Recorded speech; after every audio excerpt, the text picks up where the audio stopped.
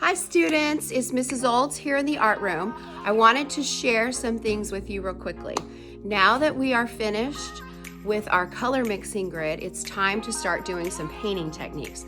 So today, I think the best thing for early painters is to understand what watercolor does. So you'll be using your watercolor book here.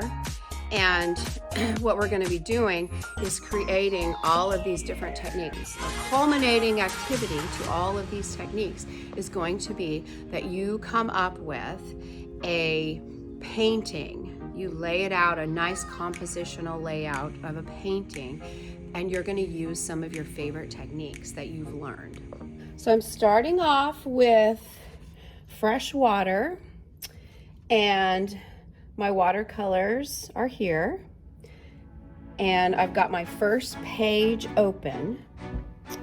What I'm going to do first is create an area where I want to paint first. I'm not going to watercolor the whole entire page, but I'm going to just wet down a certain area.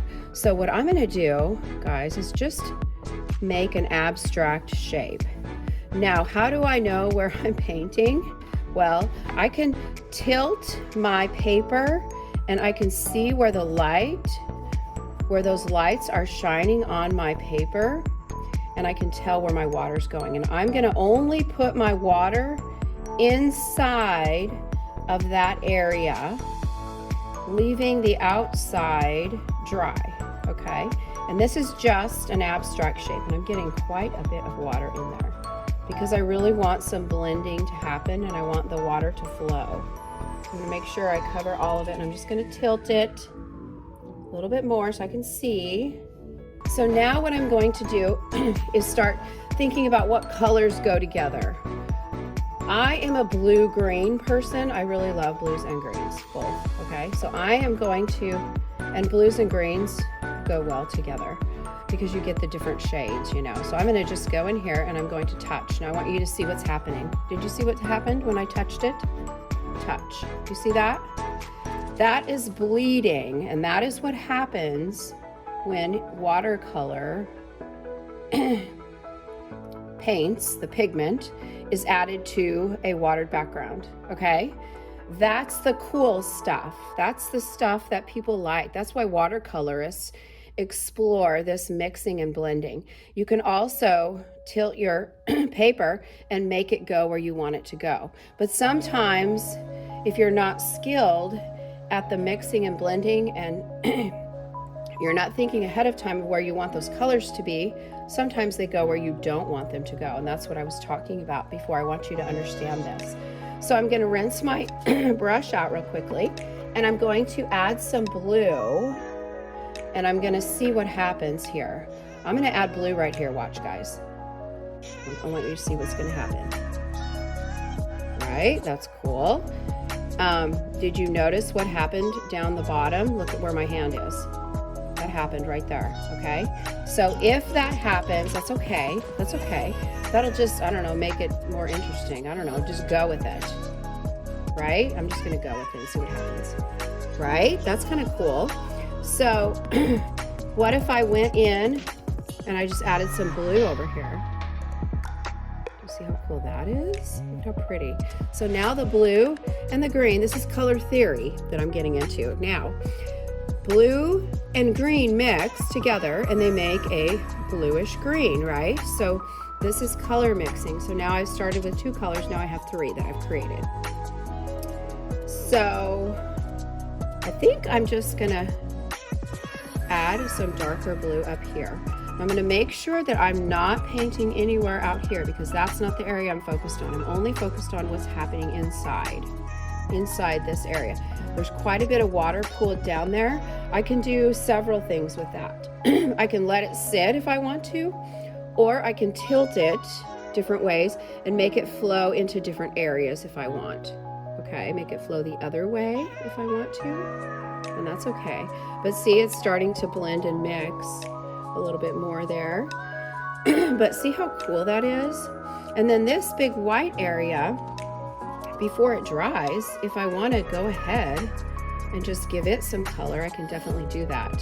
And all I'm really doing is just touching to the paper, and then it's going and blending, right? It's just going to blend and mix and start to pool and pull wherever the water is. And that's kind of cool. Now you see that texture effect that's happening here? That is some coolness. That's really awesome. You could do a very cool background like that. And then, watch, I'm just gonna hold it like this for a second and I'm gonna show you something. Okay, now I'm gonna tilt it back over. Do you see that? It almost looks like green trees growing in the background. Isn't that cool? So, that is kind of what I want you to do today, is just do some mixing and blending and bleeding. So today is a bleed day. See what happens on your paper when you touch the pigment to the paper. The longer this pigment sits on your paper, the more absorption is going to happen with the paper. Right now, the paper's absorbing all that water. And then now it's taking that pigment and it's pulling that pigment down into the paper surface and making it permanent. Okay. There is a technique called lifting out, which is one of the other ones that I'm going to teach you. But I'll teach you how to do that, and then I think you can maybe visualize how you can do some lifting out on this too.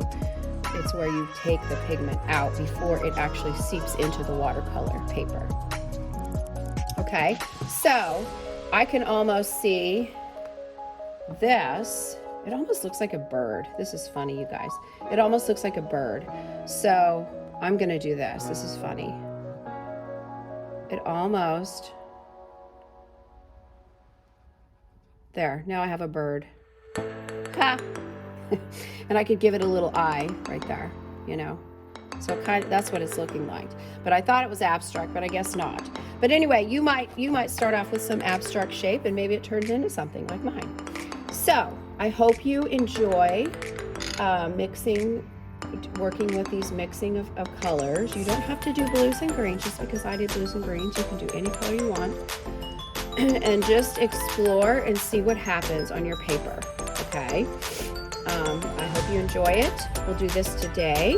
And then tomorrow when you come to class, we will resume our techniques and do some other techniques. Have fun and enjoy the process.